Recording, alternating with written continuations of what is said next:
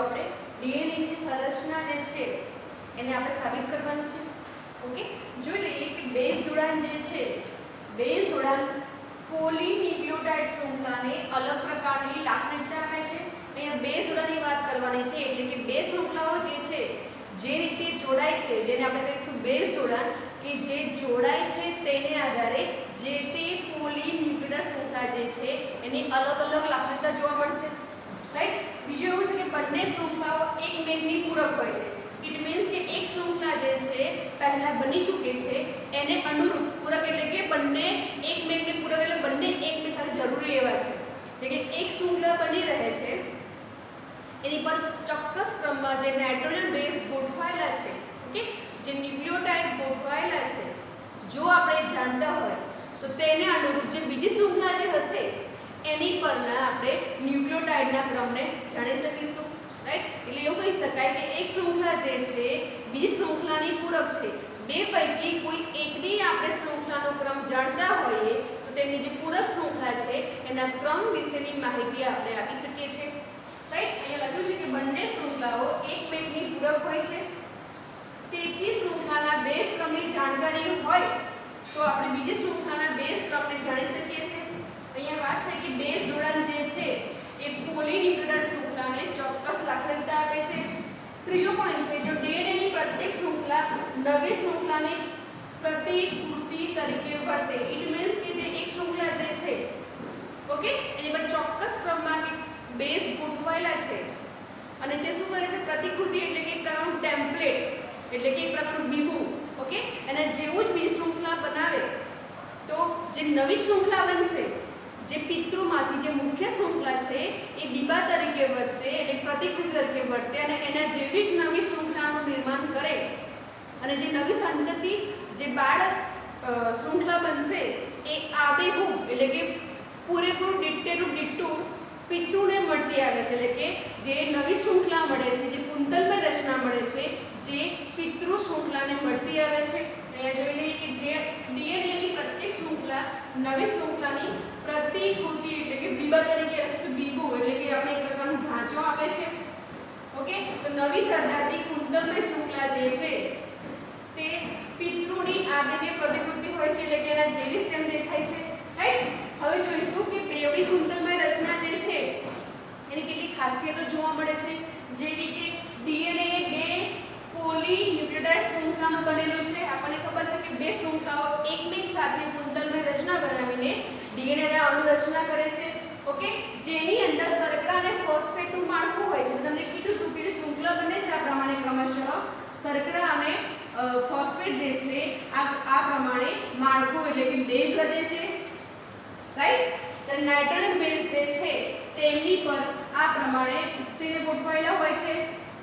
એટલે કહી શકાય કે શર્કરા અને ફોસ્ફેટ જે છે એ માળખું બનાવે છે, જ્યારે નાઇટ્રોજન બેઝ છે ઉપસીને આવેલા છે, જેને આપણે કહીશું બેકબોન, જેને આપણે બેકબોન તરીકે વર્તાવીશું. અહીંયા જે શૃંખલા છે એની અંદર કે માળખું એક અલગ વસ્તુ છે અને બેકબોન જે છે એ વસ્તુ અલગ છે. રાઈટ. બીજું છે કે બંને શૃંખલા એકમેકને પ્રતિ સમાંતર, આપણને ખબર છે પ્રતિ સમાંતર 1/3 એની સામે 5' ગોઠવાશે. રાઈટ. એ જ પ્રમાણે 5' છે એની સામે 3' ગોઠવાશે, એટલે કે પ્રતિ સમાંતર એક શૃંખલાનો 3' છેડો, બીજી શૃંખલાનો 5' છેડો આ પ્રમાણે ગોઠવાય છે અને પ્રતિ ધ્રુવીયતાથી, એટલે બંનેને એક ધન વીજભારિત હશે, બીજો કેવો હશે એની સામે ઋણ વીજભાર ધરાવતા હશે. એટલે કહી શકાય કે બંને શૃંખલાનો એકમેકનો છેડો જે છે એ પ્રતિ સમાંતર રીતે એકમેકથી ગોઠવાયેલા છે. એક છેડો છે એટલે 3' છેડો છે સામા પક્ષે 5' હોવો જોઈએ, જેમાં 5' છે એની સામે 3' હોવું જોઈએ, કે બંને પ્રતિ ધ્રુવીયતાથી એકમેકમાં જોડાયેલા હોય છે. રાઈટ.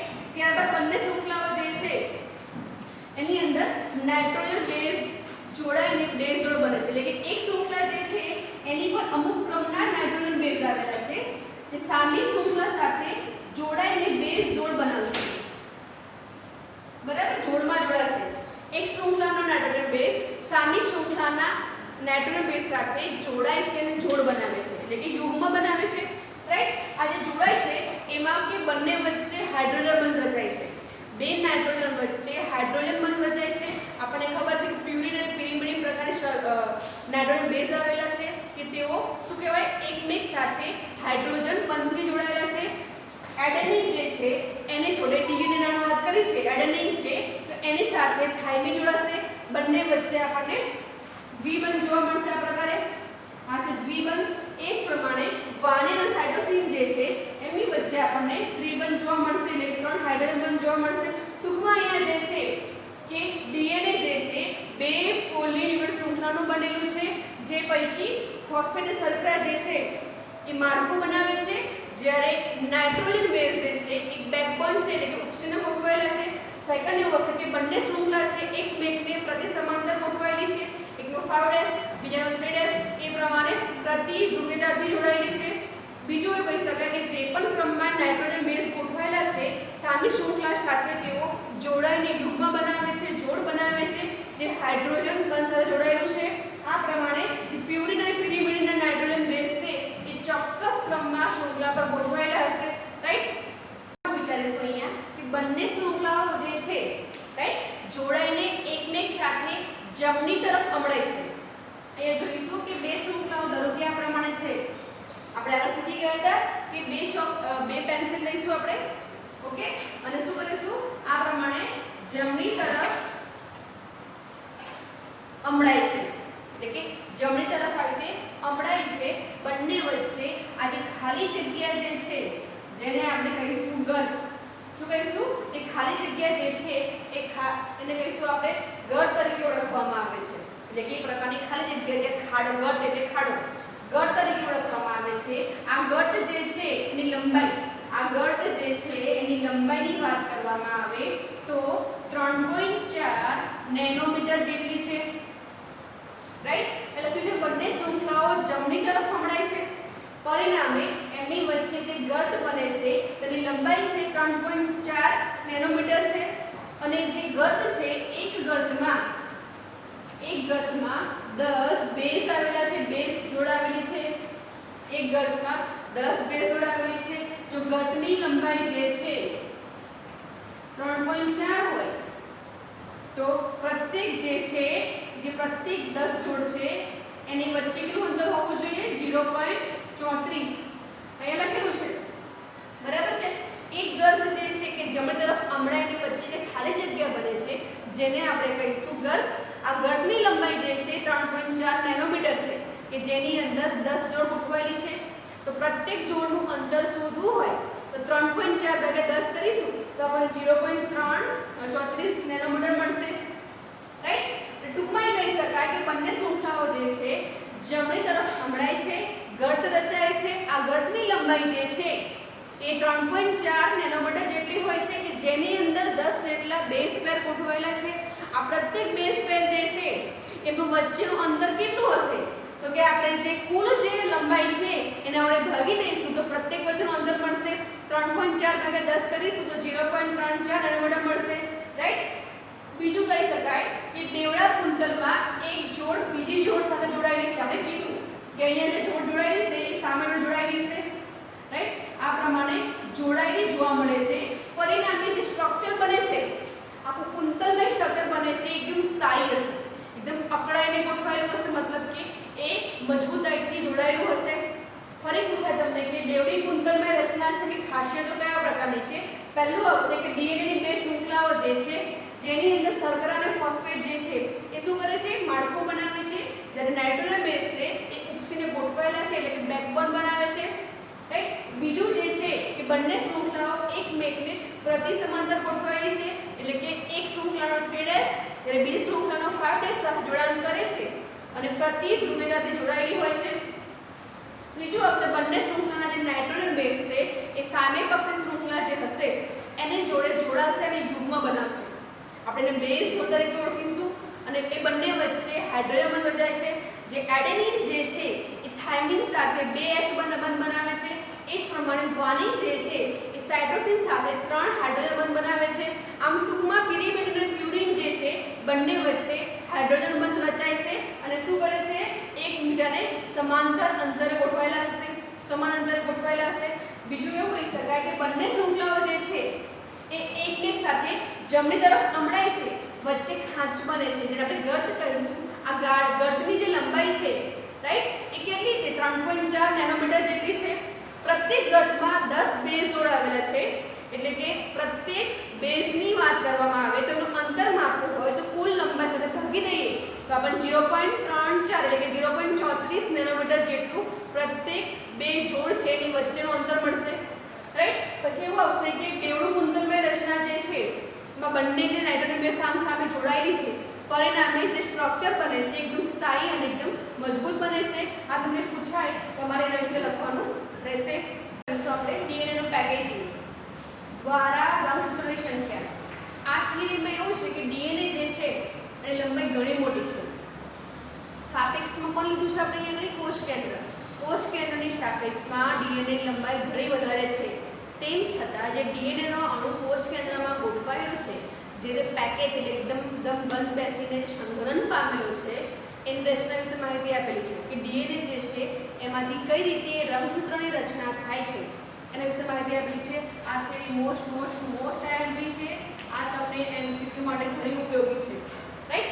જોઈ લઈએ કે બે ક્રમિક બેઝ જોડ વચ્ચેનું આપણે શીખીએ છીએ. બે ક્રમિક બેઝ જોડ વચ્ચેનું અંતર 0.34 નેનોમીટર છે રાઈટ. તે મીટરમાં ફેરવીશું આપણે તો 0.34 × 10⁹ નેનોમીટર કહેવાશે. એટલે આટલું 10 નેનોમીટર જેટલું થશે એટલે કે 0.34 × 10⁻⁹ મીટર જેટલું થાય છે રાઈટ. અને ડીએનએ ની લંબાઈ ગણવામાં આવે તો લંબાઈ જે છે 6.6 × 10⁹ બેઝ પેર. ઓકે. તો એ જે લંબાઈ જે છે ડીએનએ ની લંબાઈ છે એના સાથે બેઝ પેરની ગુણ લઈએ તો આપણને આશરે 2.2 મીટર જેટલું મળશે. અહીંયા ડીએનએ ના અણુની લંબાઈ સમજો ધ્યાનથી. તો અહીંયા સમજી કે આ ઘાત અને આ ઘાત ઉડી જાય છે. અહીંયા -9 છે રાઈટ એટલે ઉડી જાય સમજો. 6.6 ભાગ્યા 0.34 કરવામાં આવે તમને આશરે 2.2 મીટર જેટલી લંબાઈ મળશે. જ્યારે કોષ કેન્દ્ર જે છે એની લંબાઈ જે છે એ 10⁶ મીટર જેટલું છે. એટલે અહીંયા જોયું કે ડીએનએ ની લંબાઈ જે છે કોષ કેન્દ્રની લંબાઈ કરતાં વધારે છે. સમજો કે વસ્તુ નાની છે વસ્તુ મોટી સમાવી હોય તો વધારે એને એકદમ સંગ્રહિત સ્વરૂપમાં દબાઈ દબાઈને ઘુસાડવું પડે. ખ્યાલ આવ્યો શું કહું છું? ફરીથી કે બે ક્રમિક બેઝ જે છે એનું અંતર 0.34 નેનોમીટર છે. ઇટ મીન્સ કે 0.34 × 10⁻⁹ મીટર થાય. અને ડીએનએ ની સામાન્ય લંબાઈ ગણવામાં આવે રાઈટ તો શું હોઈ શકાય કે એને ગુણાકાર કરીશું તો આપણને 2.2 મીટર જેટલું મળશે. એની સાપેક્ષમાં જો કોષ કેન્દ્ર જે છે એની જે લંબાઈ છે 10⁻⁶ મીટર છે કે જે ડીએનએ ની લંબાઈ કરતાં ઓછું છે. ઓકે. બીજું એવું છે કે ઇકોલાઈ જે છે કે જેની અંદર ડીએનએ ની લંબાઈ કેટલી છે 1.36 નેનોમીટર છે અને બેઝ પેર કેટલા છે 4.4 × 10⁶. અહીંયા બી થઈ શકે 1.36 × 10⁻⁹ મીટર થઈ શકે * 4.4 × 10⁻⁶ થાય. ગણતરી કરશો તો થોડું તમને આઈડિયા આવશે કે કેટલું લાંબુ ડીએનએ બને છે. બીજી વાત એવું કહી શકાય કે જે ઇકોલે બેક્ટેરિયા જે છે કે જેની અંદર સુઆયોજિત કોષ કેન્દ્ર આવેલું હોતું નથી એટલે કોષ કેન્દ્ર જેવી કોઈ પણ પ્રકારની રચના હોતી નથી. તેમ છતાં પણ આ સજીવ જે છે એકકોષીય છે. ઓકે. તેમ છતાં પણ જે ડીએનએ જે છે સમગ્ર કોષમાં ફેલાયેલું હોતું નથી. કેમ આવું હોય છે તો કે ડીએનએ જે છે રાઈટ એ શું કરે છે કેટલાક પોઝિટિવ કેટલાક નેગેટિવ પ્રોટીન છે કેટલાક નેગેટિવ પ્રોટીન જે છે એની સાથે જોડાઈ જાય છે અને ન્યુક્લિયોઇડ્સ બનાવે છે. તમને પૂછાય ન્યુક્લિયોઇડ કોને કહે છે તો કે ઇકોલાઈ બેક્ટેરિયાની અંદર કોષ કેન્દ્રનો અભાવ હોય છે. જે ડીએનએ અણુ જે છે એ ડીએનએ શું કરશે કેટલાક નેગેટિવ વીજભાર ધરાવતા પ્રોટીન સાથે જોડાઈને ન્યુક્લિયોઇડ્સની રચના કરે છે રાઈટ.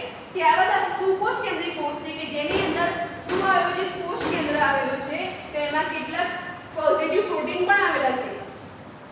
ડીએનએ જે જોડાય એ નેગેટિવ સાથે જોડાય. આ ઉપરાંત કેટલાક પોઝિટિવ પ્રોટીન આવેલા છે કે જેને આપણે કહીશું હિસ્ટોન પ્રોટીન. શું કહીશું હિસ્ટોન પ્રોટીન.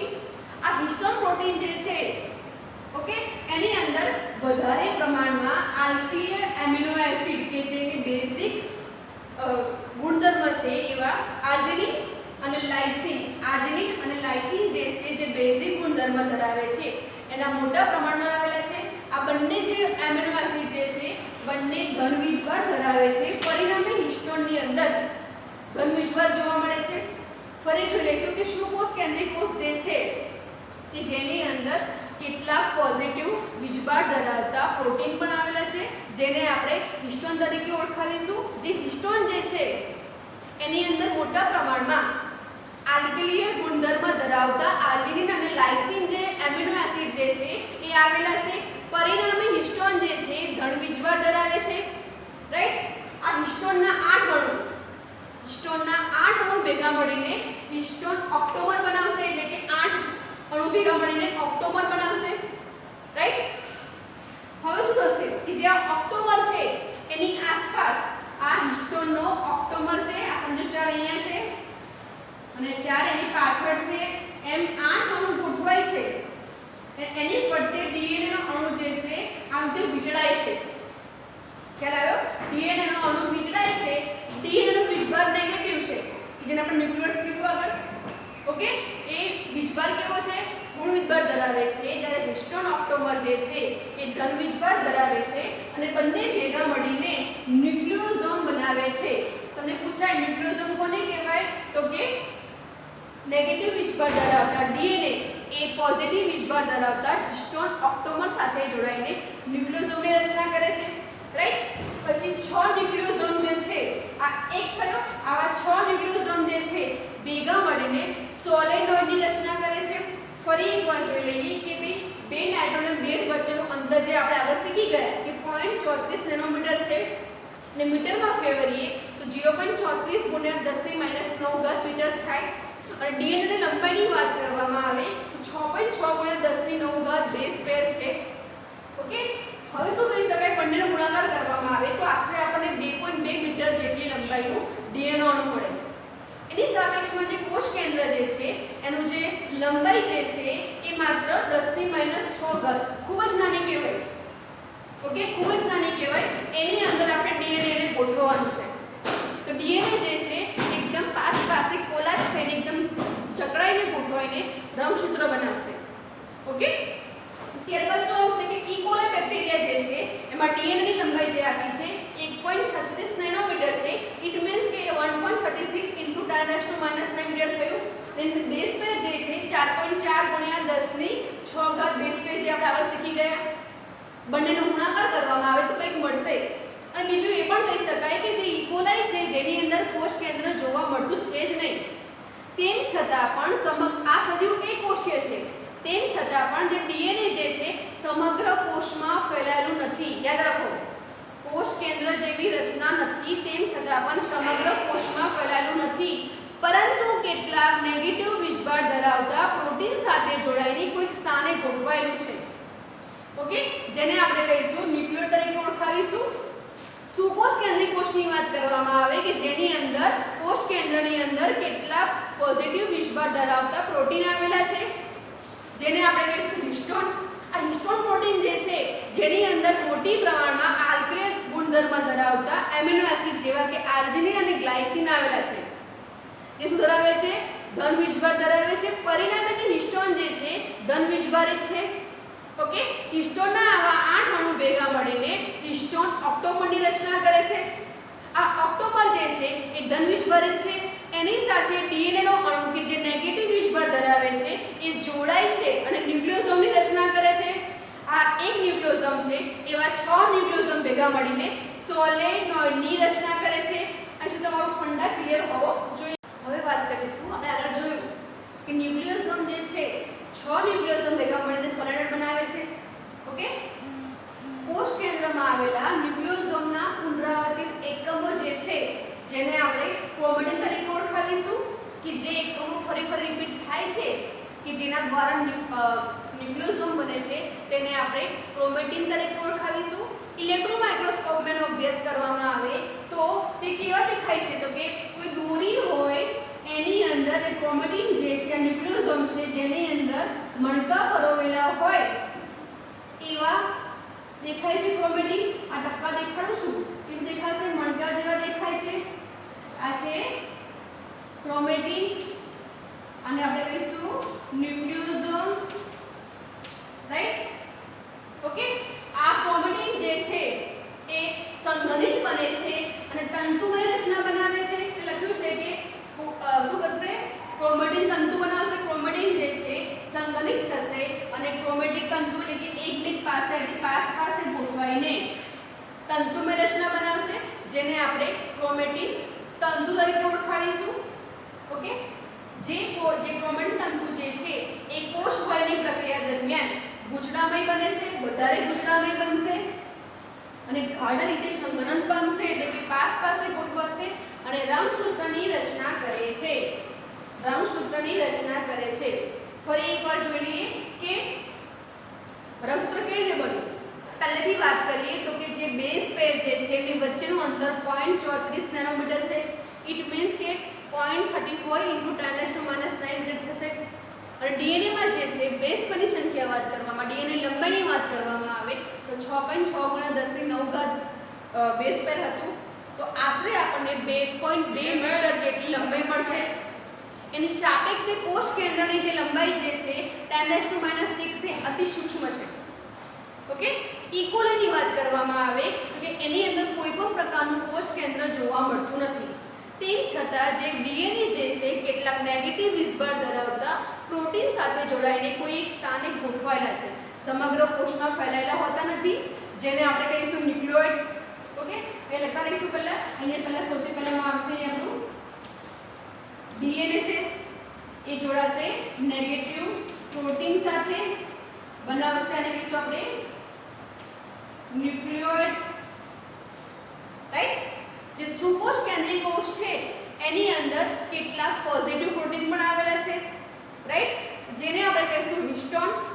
હિસ્ટોનના 8 અણુ જોડાય છે. અહીંયા લખીશું પોઝિટિવ વીજભારવાળા હિસ્ટોન 8 જોડાશે. એને શું બનાવશે? હિસ્ટોન ઓક્ટોમર. હિસ્ટોન ઓક્ટોમર બનાવી છે. તેની સાથે ડીએનએ જે છે જે કેવો છે? ડીએનએ જે છે નેગેટિવ વીજભાર ધરાવે છે, ધન ધરાવે છે, જોડાશે અને શું બનાવે છે તો કે ડીએનએ જોડાઈને અહીંયા બનાવશે, અહીંયા બનશે ન્યુક્લિયોસોમ. શું બનશે? ન્યુક્લિયોસોમ. ઓકે, 6 ન્યુક્લિયોસોમ ભેગા મળશે અને બનાવશે સોલેનોઇડ. બરાબર છે? સોલેનોઇડ બને છે. ન્યુક્લિયોસોમ છે કે જેની અંદર પુનરાવર્તિત એકમો જે છે, આ ન્યુક્લિયોસોમના જે એકમો જે છે એને આપણે કહીશું ક્રોમેટિન. ક્રોમેટિન શું બનાવશે? ક્રોમેટિન તંતુની રચના કરશે, રાઈટ? ક્રોમેટિન તંતુએ રંગસૂત્રની રચના કરે છે. ટૂંકમાં અહીં સુધી જે જોયું આપણે રંગસૂત્રની રચના થઈ ગઈ.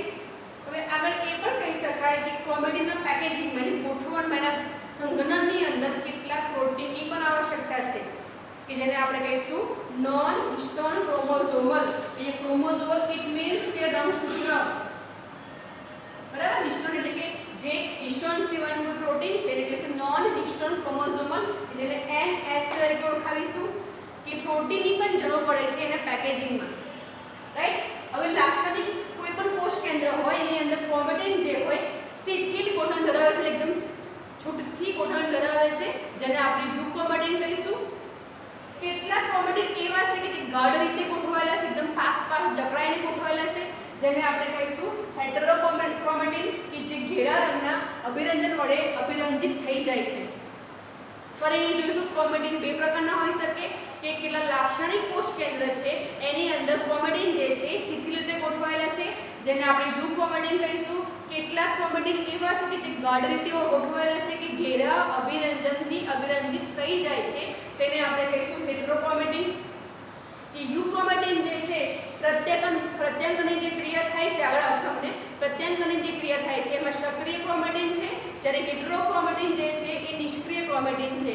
ટૂંકમાં અહીંયા જે છે કે ડીએનએ ના પેકેજિંગ દ્વારા જે રંગસૂત્ર રચના થઈ એના વિશે માહિતી લીધી. મોસ્ટ આઈએમપી પહેલા લખવાનું. પહેલા શું જોયું આપણે કે ન્યુક્લિયોઇડ્સ કોને કહેવાય? ઓકે, ન્યુક્લિયોઇડ્સ બાદ હિસ્ટોન, હિસ્ટોન ઓક્ટોમર, ન્યુક્લિયોસોમ, ન્યુક્લિયોસોમમાંથી ક્રોમેટિન, ક્રોમેટિન તંતુ, રંગસૂત્ર, એમાં NH એટલે કે નોન હિસ્ટોન ક્રોમોઝોમલ જોડાશે. ઓકે, અને ત્યારબાદ આવશે બે પ્રકારના યુક્રોમેટિન અને હેટરોક્રોમેટિન. જે યુક્રોમેટિન છે એ પ્રત્યાંગણ માટે સક્રિય છે, પેલા છે એ નિષ્ક્રિય છે.